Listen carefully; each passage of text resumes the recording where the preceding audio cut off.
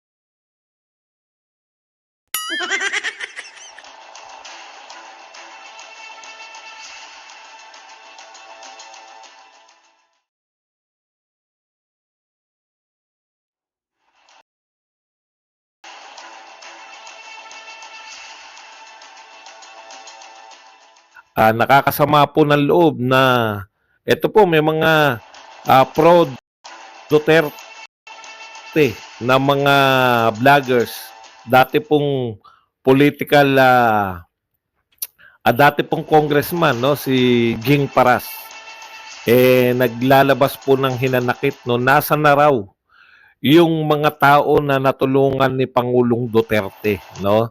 Nung yung mga politiko na ngayon po ay nanunungkulan. Alam ko may mga pinariringgan dito si Ging Paras, no? Ang atin pong dating congressman at Siya po ay political advisor ng ating Pangulong Duterte. Nasa na raw po yung mga tao na natulungan ni Pangulong Duterte nung siya ay nasa kapangyarihan. Bakit po si Pangulong si Senator Bato de la Rosa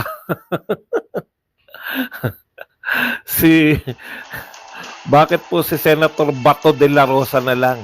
Si Senator Bongo, hindi po natin masisi kasi magkasabay, hindi po ba? Sabay po yung kanyang hearing, tsaka yung hearing ni Senator Bato. Sana Baka hindi sila magkakapera dito mga kababayan kaya hindi nila ina-attendan no itong hearing sa PDLX mga karibin natin.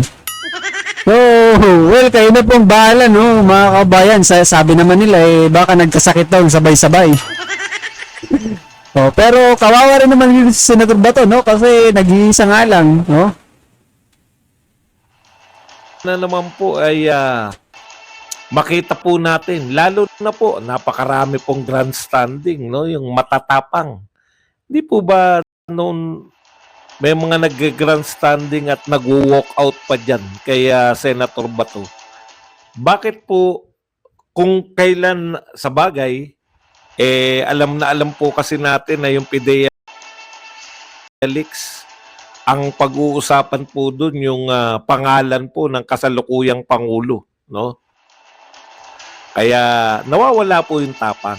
Ganun lang naman po yun. Yung mga tapan-tapangan po sa ating Senado, no? Yung mga nagmamatapang po, nakala mo ay walang kinatatakutan. Pagdating po pala sa PDEA leaks, ay nabubusalan itong mga senador na to, no? Hindi naman po sa pag-ano, hindi naman po natin sinasabi na hindi kaya ni Senator Bato. Senador po kayo. Wala po bang miyembro ng committee? Si Senator ba? Imposible naman. No? Imposible naman po na mag-isa lang po siyang miyembro ng committee. Ang alam ko mag-isa pa lang na miyembro, hindi, si Senator Lito Lapid nga eh. Meron ng miyembro ng Committee de Silencio eh. Di ba? Yan pa. Alam natin pag yung mga hindi po involved yung PDEA leaks, napakarami pong nagmamarunong dyan sa komite ni Bato. Bakit po nawala po kayo lahat? May mga pinaringgan si Jing Paras, mabait po sa atin niya si Senator Jing Paras Aheste. Sana kayo na lang po ang tinulungan ni Pangulong Duterte at alam natin magiging solid po yan. Kaso talagang ganyan ang buhay, no? Wala nagpapakita na magpakita ng suporta. Lalo na po yung mga abogado para po si Senator Bato medyo na no, hindi ko po sinasabi na yan pong ganyang kalalaking hearing na interesado lahat ng tao. Diyan po kayo magmahusay. No? Diyan po kinakailangan yung grandstanding nyo. Sa bagay, yung isang grandstanding, mabuti na rin. Yan mga kabayan, pero eto na paghahalataan lang natin, no? Unang-una dito, nag-iisa lang po si Senator Bato. Pangalawa, hindi po lumalabas sa mainstream media, no? Eto malaking balita na nga to. Isang senador lang ang umattend, no? At chairman lang, ang umattend sa hearing. Ba, nasaan yung mga member? Ito balita na rin 'yan, di ba? Pero bakit itong mainstream media hindi kinakagat itong PDEA leaks na ito mga kababayan, no? Which is na interesado po ang taong bayan. Hindi ba sila kikita dito? Sabagay, negosyo naman talaga yung mainstream media, di ba? Posible ba na hindi sila kumikita kapag ganitong mga ganitong balitang ibabalita nila? Aba, mga kababayan, pag ganyan ng ganyan po ang mainstream media, ba? Hindi naman natin nila lahat, pero dapat binabalita ninyo kung ano po yung mga nangyayari sa ating lipunan. Lalo na po ito, apektado po ang taong bayan dito, di ba? Oh, bakit apektado po? Siyempre, dito makikita natin kung maaari pa ba nilang pagkatiwalaan o hindi na ang isang pangulo ng bansa, di ba? Dahil unang-una nagsinungaling, di ba? Sa taong bayan. Oh.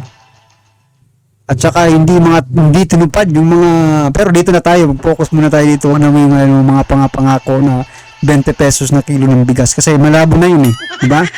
Dito na muna tayo mag-focus sa PDLX mga karibinan. Sana agad-agad si at malaman natin si Marcel Soriano kung ano ba talaga ang nangyari. Excited, di ba mga kababayan? Wala yan baka kunwari yan yung baka patahimikin si Morales Yari tayo na. Isa pa yan man. Mabuti na rin wala yun. Pero yung iba po, no? Lalong-lalo na po yung mga senador na tinulungan po ni Pangulong Duterte. Baka naman kinakailangan nyo ng magpakita. Ha? Lalo na po kung kayo po ay re-electionist, baka marindi kami sa inyo. Okay. Punta na po tayo, no? Si Maricel Soriano, si Maharlika ba? Nagsabi na dadalo siya. Panayan naririnig ko kay Maharlika parang American citizen. Huwag po natin pangalandakan na American citizen kayo at kayo hindi. Hindi po ba?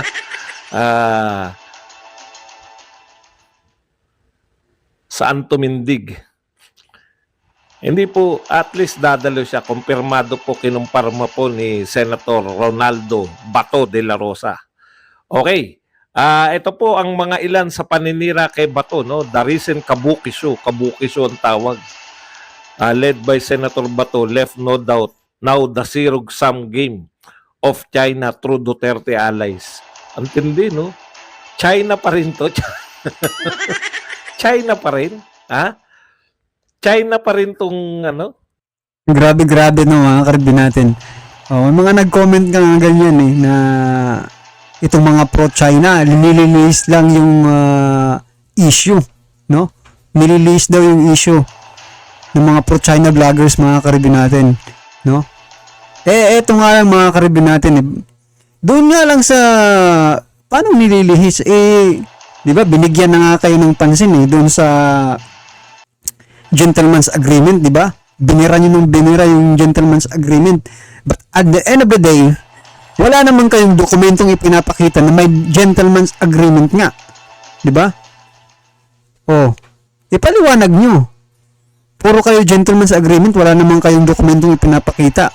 Mismo si President Bongbong Marcos Jr. nagsabi niya na kayong mga anti-China, sabihin na natin yung mga vloggers na yan, ipaliwanag nyo yung sinasabi nilang gentleman's agreement.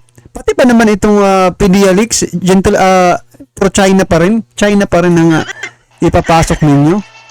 Diba? Maawa naman kayo sa bansa natin, mga karibyo natin, ha? Hindi naman tayo umaasa sa China. Diba? Hindi naman siguro tayo pinapakain ng China. Pero bakit puro China po ang binabalita ninyo? Eto, napakagandang balita nito. May progreso na. Di ba? May progreso nagaganap dito sa mga dokumentong ito. Bine-verify, di ba? Kung totoo hindi.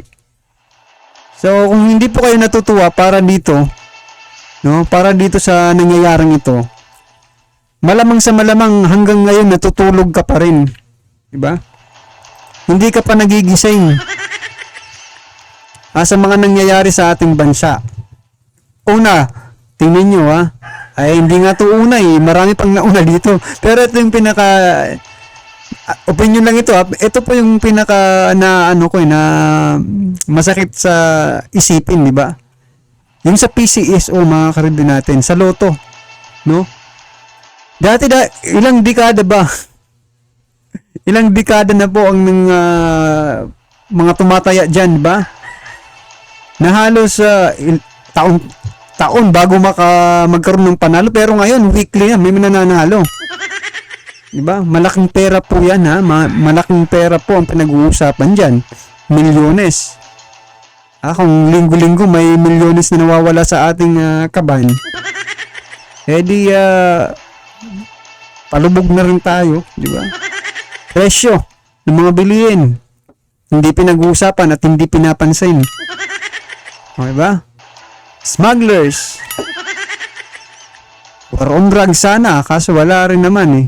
Oo, mayroon nga pero mga planted naman. Yan ay mga opinion lang yan, na planted mga karibunan. Base po yan sa ating nakikita at mga nababasang komento ng ating mga kababayan. Well, anyway mga kababayan, lahat naman po tayo may kanya-kanyang opinion at na reaction, no?